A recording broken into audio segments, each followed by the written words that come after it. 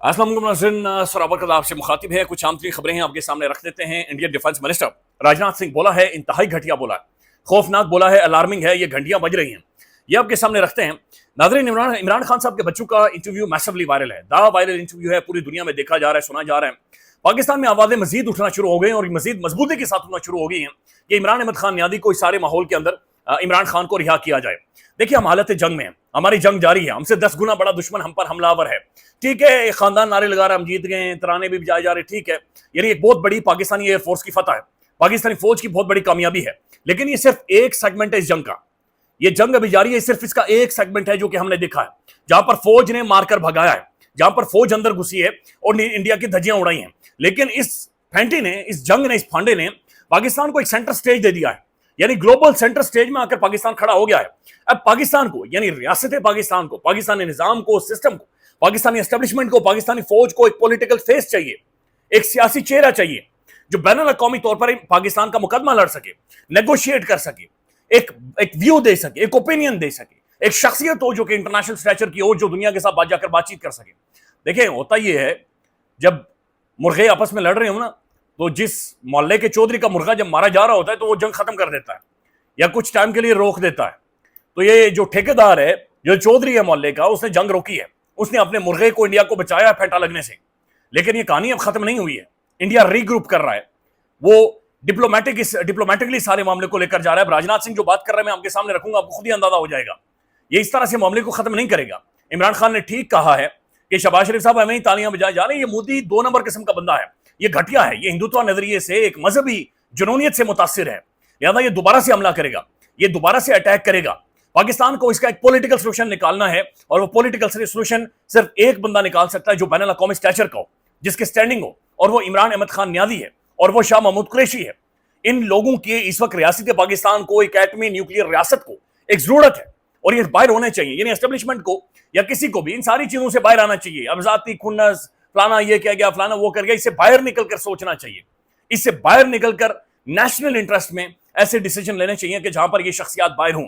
हम अपने स्कोर बाद में सेट कर लेंगे, बाद में एक दूसरे को दोबारा से चित कर लेंगे, बाद में फिर दोबारा से जीत जाएंगे। मरीम साहब ने अब जो कल तकरीर किया, यानी खौफनाक है। यानी बात किधर की जंग की हो रही है और वो 9 मई, वो जी वो देखें जी हमारी जादू के ऊपर हमला हुआ था। तो ये शरीफ खानदान जिस तरीके से बिहेव कर रहा है, ऐसा महसूस किया हो रहा है कि कहीं ना कहीं पर रियलाइजेशन हुई है कि पाकिस्तान का जो सोशल मीडिया है, जिस तरह तरीके से वो खड़ा हुआ है, पाकिस्तान की एक असल लेजिटिमेट पॉलिटिकल फोर्स क्या होती है, लेजिटिमेट पॉलिटिकल चेहरा क्या होता है, ये रियलाइजेशन कहीं ना कहीं पर महसूस भी हो रही है। बहुत सारे केसेस भी इमरान खान साहब के हवाले से लग रहे हैं, बहुत सारी और खबरें भी आ रही हैं। लेकिन इस वक्त सबसे ज्यादा पाकिस्तान को जरूरत है और एक ऐसे सियासी चेहरे की जरूरत है जो पाकिस्तान का मुकदमा लड़ सके। ये पॉलिटिकल मुकदमा पाकिस्तान के अंदर नहीं है, ये बैनुल अक़वामी तौर पर पाकिस्तान, रियासत पाकिस्तान का मुकदमा है। ये बात माननी पड़ेगी, पाकिस्तान की सालमियत पर, खुद मुख्तारी पर हमला हुआ है, इंटरनेशनल बॉर्डर्स की खिलाफ वर्जी हुई है, पाकिस्तान के अंदर तक इंडियन मिसाइल्स आए हैं। यानी जहां पर हम सेलिब्रेट कर रहे हैं वहां पर बहुत सारी ऐसी चीजें हैं जिन्होंने हमारी आंखें खोल दी, जिन्होंने हमें सोचने पर मजबूर कर दिया है, जिन्होंने हमें मजीद बहुत सारी चीजों का तयन करने, मजीद सख्त फैसले करने, मजीद बहुत सारी चीजों को अंडरस्टैंड करने और समझने के लिए कम अज कम एक जगह पर लाकर इकट्ठा कर दिया है। इस यूनिटी को ब्रेक नहीं होना चाहिए, इस यूनिटी को मजीद फैलना चाहिए, एक्सपेंड करना चाहिए और एक जेन्युइन पॉलिटिकल क्लास पाकिस्तान के अंदर सामने आनी चाहिए, फेस आना चाहिए, जो कश्मीर को नेगोशिएट करे, जो सिंतास माहिदे को नेगोशिएट करे, जो चीजों को आगे लेकर जाए। मजीद खबरें नाज़रीन, अबसार आलम साहब ने भी कुछ खबरें दी हैं और जुबैर अली खान साहब भी कुछ बातचीत कर रहे हैं, ये आपके सामने रखते हैं। लेकिन मैं पहले चाह रहा हूं कि ये आप सुने और ये आपने सुनना है राजनाथ सिंह को। एक तो इसकी आंखों के नीचे इतने बड़े बड़े खड्डे पड़े हुए हैं और मोदी परेशान है। मोदी से बार बार ये पूछा जा रहा है कि तेरे पापा किधर हैं। यानी पापा के कहने पर तूने सीज फायर तो कर दिया है, लेकिन सीज फायर किन शर्तों पर किया है। सख्त तरीन सवाल जो इंडिया के अंदर पूछे जा रहे हैं और सख्त तरीन सवाल ये हो रहे हैं कि क्या हम 140 करोड़ इंडियन ये मान लें कि हमारे पापा मोदी हैं और मोदी को आज के बाद माजरत के साथ ट्रंप है और ट्रंप को आज के बाद हम पापा कहना शुरू कर दें। ये वाकईतन इंडिया के अंदर एक बड़ा जनरल सवाल है। इंडिया के अंदर कर्नल सोफिया कुरैशी के साथ जो कुछ हो रहा है ये गैर मामूली है। पहले उसका इस्तेमाल किया, उसके मुसलमान होने का इस्तेमाल किया, इंडियन फौज की एक अहम तरीन पर्सनैलिटी के तौर पर उसे सामने लाया गया, लेकिन अब उनके घर पर हमला, उनके घर का घेराव, उनकी शख्सियत का गिराव, उनकी जो फैमिली है, उनकी जो डिटेल्स हैं वो वहां पर लाई जा रही है। तो बिल्कुल हिंदुत्व पागल हो गया है, वहां पर सठिया गया है, बिल्कुल पागल हो गया, बल्कि उनके बस में नहीं है इस वक्त मोदी को कड़ाई में डालकर भून दें। अब ये राजनाथ सिंह क्या कह रहे हैं, आप सुन लें। आज श्रीनगर की धरती से मैं पूरी दुनिया के सामने यह सवाल उठाना चाहता कि क्या ऐसे गैर जिम्मेदार और रोग नेशन के हाथों में परमाणु हथियार सुरक्षित हैं? मैं दुनिया के सामने यह सवाल खड़ा करना चाहता हूं। मैं मानता हूं कि पाकिस्तान के एटमी हथियारों को IAEA international atomic energy agency की निगरानी में लिया जाना चाहिए। मैं ये कहना चाहूंगा और साफ तौर पर कहना चाहूंगा। राजनाथ सिंह जो जो एक और सठियाया हुआ बुढ़ा है, ये बुढ़ा ये कह रहा है, ये इंडियन डिफेंस मिनिस्टर है, कि पाकिस्तान के जो परमाणु हथियार हैं, पाकिस्तान के जो एटमी हथियार हैं, इन्हें बैनुल-अक़वामी इदारों या इंटरनेशनल एटॉमिक एजेंसी के हवाले कर देना चाहिए।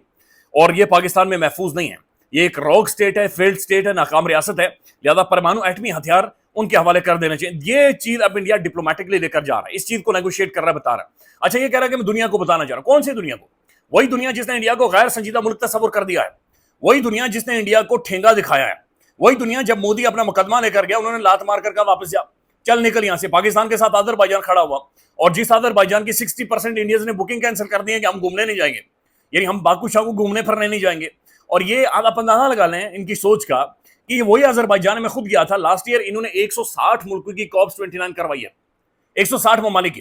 इंडियन कह रहे हैं हम नहीं जाएंगे, यानी इंडियन ठुल्ला नहीं जाएगा वहां पर, तो ये अजरबैजान बर्बाद हो जाए। तुर्की के साथ मुआहदे कैंसिल कर रहे हैं, मुआहदे खत्म कर रहे हैं, चीन का मीडिया इंडिया के अंदर बंद कर रहे हैं, खत्म कर रहे हैं।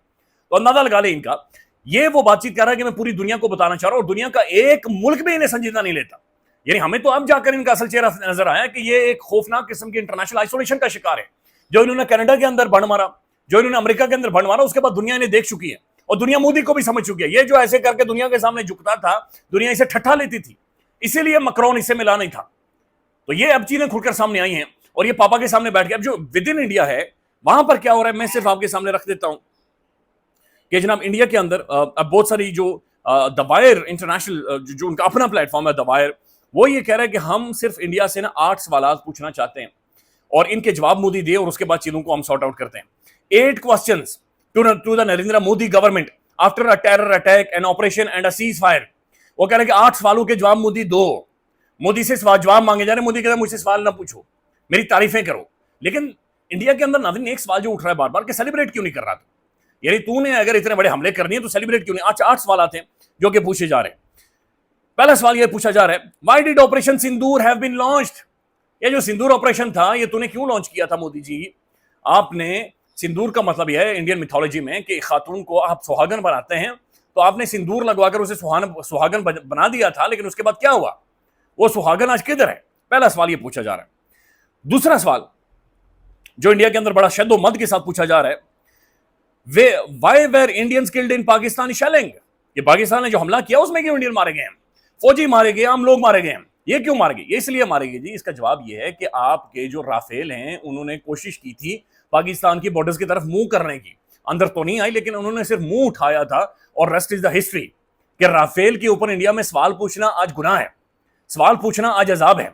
इंडिया के अंदर मेरे ख्याल में कवानीन के अंदर तब्दीली करके फांसी की सजा होगी अगर किसी ने यह पूछा कि राफेल किधर है।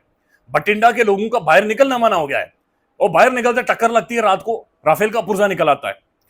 उसके बाद जो सवाल पूछा जा रहा है, why did the government not evacuate vulnerable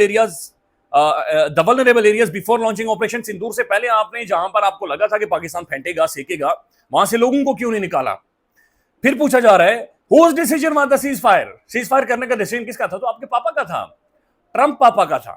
Modi साहब नहीं बता सकते, लेकिन मोदी के पापा ट्रंप ने यह सीजफायर किया है, और उसकी बुनियादी वजह यह है कि मोदी साहब ने कहा कि पापा मुझे बचाएं, पापा मेरे साथ बहुत बुरी होने वाली है, मुझे बचाया जाए। तो पता नहीं ये बात इन्हें समझ क्यों नहीं आती। अब बार बार इंडियन ये पूछ रहे हैं कि आप कह रहे हैं कि डीजीएमओ ने राब्ता किया। भाई डीजीएमओ पाकिस्तान के एक फौजी की बात को आप इतना सीरियस लेंगे? यानी पाकिस्तान का फौजी कॉल करेगा और कहेगा जी सीज फायर कर लेते हैं ना, आप कहेगा सीज फायर कर लेते हैं? ऐसा नहीं होता, और ना ही इंडिया ऐसे सोचता और ऐसे बिहेव करता है। उसके बाद सवाल पूछा जा रहा है इंडिया के अंदर, why did India a sovereign nation cede this space to the Washington? कि इंडिया जो कि एक सोवरेन नेशन है, उन्होंने क्यों अपने पापा के सामने जाकर हाथ खड़े किए? यानी इंडिया क्यों घुटनों पर आ गया? मोदी जी तो कह रहे थे कि वो परमाणु के बहुत बड़े लीडर हैं और दुनिया उनसे मशवरा करती है, दुनिया उन्हें बुलाती है, और तकरीबन को बंदा ये 400-500 दौरा दुनिया के कर चुका है, कभी इधर जा रहा है चूड़ी पजामदार पजामा पहनकर, कभी उधर जा रहा है। उसके बाद सवाल पूछा जा रहा है कि जनाब आप ये बताएं हमें Modi ji India has always held that Kashmir is an internal issue, कि आपने हमेशा यह कहा कि कश्मीर हमारा अंदरूनी मसला है, and that there is no room for the third party interference. Is US mediation now acceptable to the Modi government? आपने हमें तो यह कहा था कि कश्मीर हमारा जाती मसला है, अंदरूनी मसला है, आर्टिकल 370 के बाद तो ये इंडिया हो गया है, तो क्या यूएस मीडिएशन मोदी एक्सेप्ट करेगा? मोदी कर चुका है। और ट्रंप जिस तरीके से हाँक रहा है, ट्रंप जिस तरीके से छोटे बच्चे को डील कर रहा है, देखें ट्रंप जो बार बार बातचीत कर रहा है ना ट्रेड की, पाकिस्तान के बारे में बात नहीं कर रहा। इंडिया की 140 बिलियन डॉलर्स की ट्रेड है अमेरिका के साथ, 140 बिलियन डॉलर्स, पाकिस्तान की 10 बिलियन डॉलर की भी नहीं है। हम तो ठूठा लेकर जाते हैं, अमेरिका से मांग कर लेकर आते हैं, और अगर अमेरिका नहीं देगा तो हम धमका कर लेकर आते हैं। यानी हमारे पास ज़ाहिर है कुछ खाने को नहीं होगा तो फिर कोई भी कुछ नहीं खाएगा। तो हमारी तो ये औकात है, सच्ची बात है। हम जिधर भी जाते हैं मंगू हैं। इंडिया तो थानेदार बन रहा था, मैं थानेदार हूं जी, मैं इस खित्ते का थानेदार, मैं चौकीदार हूं, मैं पता नहीं हूं, और वो चौकीदार फंस गया है। तो पूछ रहे हैं कि क्या आपने अपनी स्पेस कंप्रोमाइज कर दी है, और क्या कश्मीर के ऊपर आप मीडिएशन होने देंगे? होने देंगे। फिर पूछ रहे हैं where were the killers of Pahalgam? Pahalgam 22 पिछले महीने की हुआ, इस महीने की 22 आ गई है, तो आज भी इंडिया ये पूछ रहा है पहलगाम के जो किलर्स हैं वो किधर है? वो 4 बंदे जिनके आपने स्केच बनाए वो बंदे किधर हैं? Has operation Sindoor succeeded? No. Operation Sindoor succeed हुआ है, यहां तक सक्सीड हुआ है, सिंदूर लगा है, और उसके बाद पल्लू खींचा गया है, जो कि हमने खुद देखा अपनी आंखों के सामने। What happened to the Pulwama investigation? ये तो बहुत पिछला है, वो तो छोड़ दे, जिसमें 40 इंडियन सोल्जर मारे गए थे। Has India lost any aircraft during operation? ये सबसे अच्छा है कि क्या इंडिया का जहाज मारा गया है या नहीं मारा गया? जहाज मारा गया था, जहाज की अस्थियां बही थी 6-7 तारीख को, आज तारीख है भाई 15, अभी तक नहीं बता रहे कि जहाज मारा गया या नहीं मारा गया। कम से कम कह दो झूठा ही नहीं मारा गया, कम से कम इधर खत्म कर दो, लेकिन इंडिया नहीं बोल रहा। तो ये सवाल है जो इंडिया कर पूछे, who will be held accountable? ये भी पूछा जा रहा है कि जनाब जिम्मेदार कौन है? तो जिम्मेदारी का तयन करे, और इंडिया के अंदर खौफनाक हवाले हैं जो कि नाज़रीन अब उठ रही हैं, और बहुत सारी बातचीत की जा रही है। Again we need a political face in Pakistan. ये इस खबर है, और ये खबर किसी और की नहीं है, बल्कि ये अंसार अब्बासी साहब की खबर है।